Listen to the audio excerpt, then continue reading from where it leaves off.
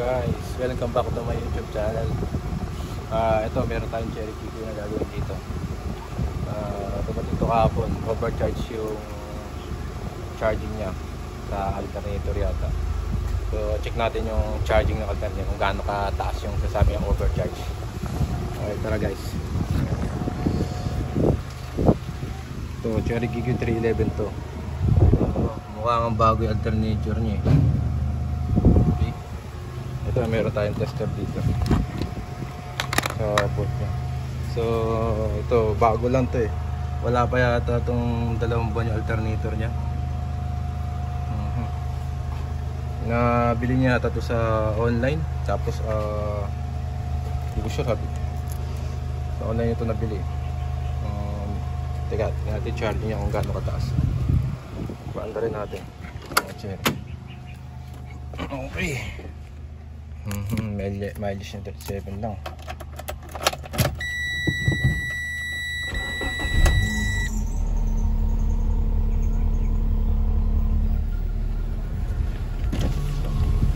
Taas ng konti min, nagawa ng malabig yung makina. Maandar na. Okay, tingnan natin yung rating.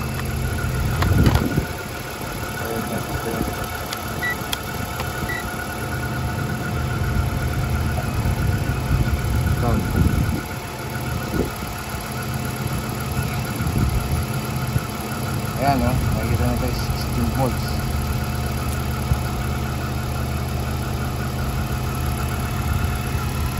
Ito ang rating niya mga ka-cherry, P16. So ibig sabihin overcharge dapat yung mga 14-13 lang mga ka-cherry. I-re-rep ko, gagasan ko.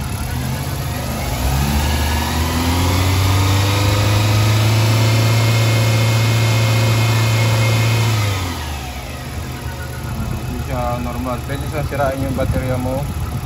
Alam mo, madalas ang sira baterya sa usok alternator. Pupas din ang So suggest dito, palit talaga alternator bago ulit. Itong alternator to, bilhin niya sa online shop lang. Shopee yun, mga ganun. Ito yung cherry picker yung umaandar din. Yan, bago lang yung alternator to, binili sa akin mga ka-cherry. So testingin natin yung charging niya.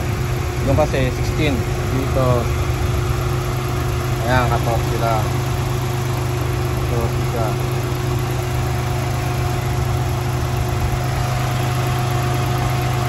Ayan, 14. Ayan, 14. Pag ginasan natin,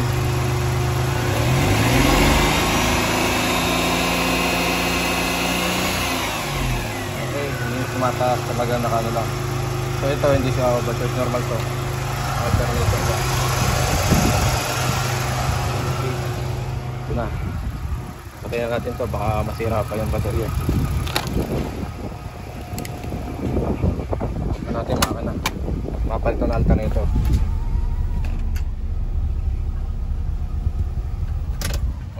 Tingnan natin mga ka-cherry. Okay. So suggest namin ito palit ng alternator. Sabi ng kliyente, nabili niya sa online. And then mura nga. Oo, mura. Eh wala eh. Siyempre minsan nagtitipid yung mga kliyente. Wala rin masyadong mga budget. O kaya nakakita ng mura. Bago naman eh. Binila.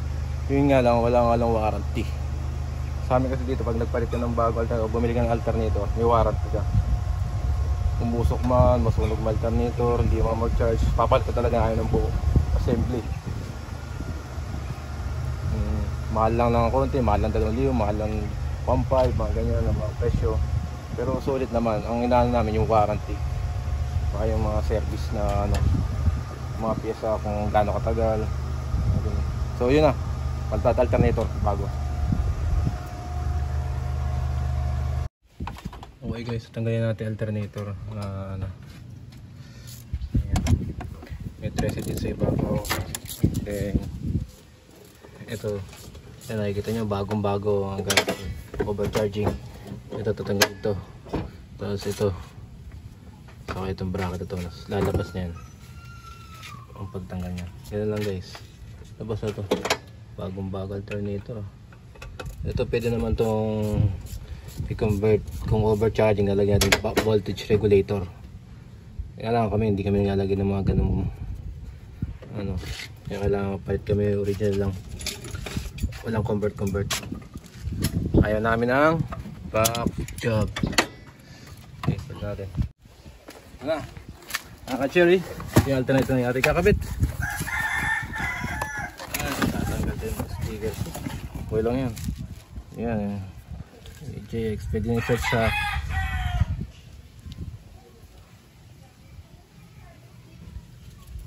okay naman. Ito may warranty to mga ka-cherry.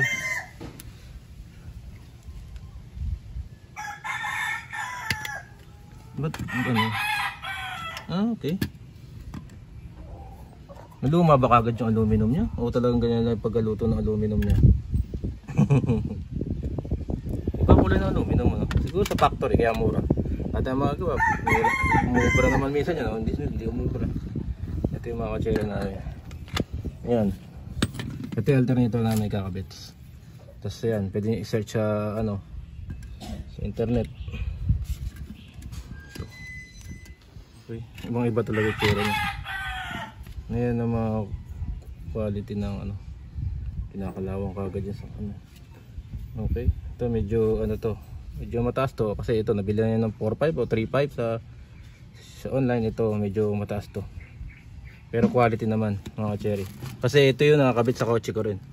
Tagal na. Okay. So ulit natin to mga cherry.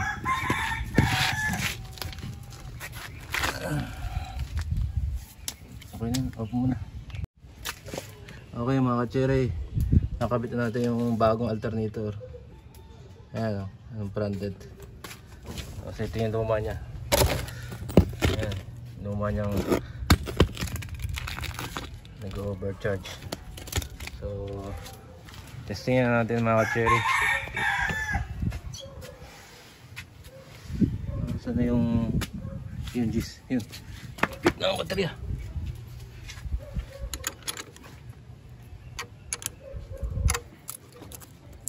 Huwag pa na konti. Ayan. Wala ko sa pupunta eh. Tanga ako tol. Doon ako mag-swimming. Drake, kita mo muna nga itong ano.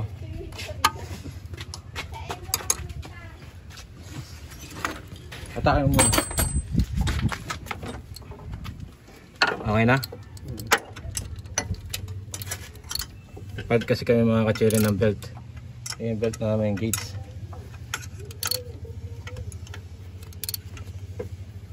Okay. Okay na yun. Okay. Sige, start natin. Ay, start natin mga ka-cherry. Ito rin? Oo. Natin kung maganda charging niya. Kung usok o hindi. Okay, nakakabit naman lahat ng mga grog. Sige, fire, start.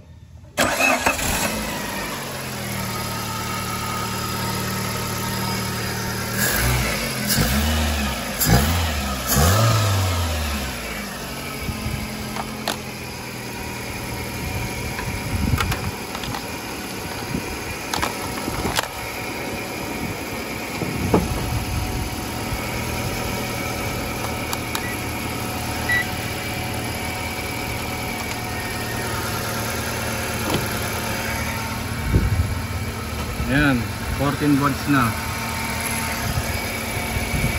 14 volts na mga cherry. Hindi, umiikot talaga yung gulong yan. Pag nakakat. Ayan mga cherry, 14 volts. Gagasan natin.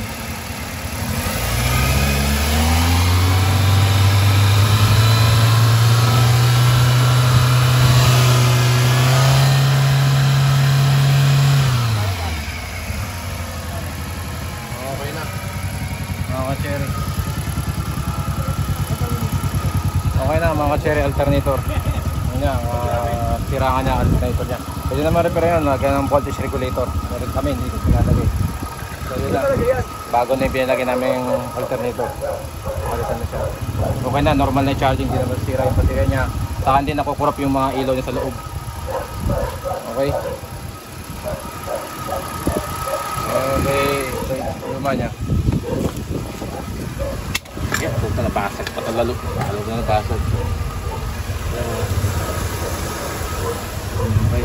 Okay, huwag kalimutan i-like, i-share yung aking mga video.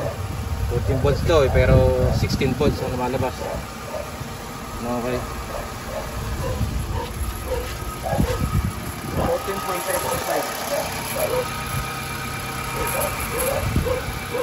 14.75.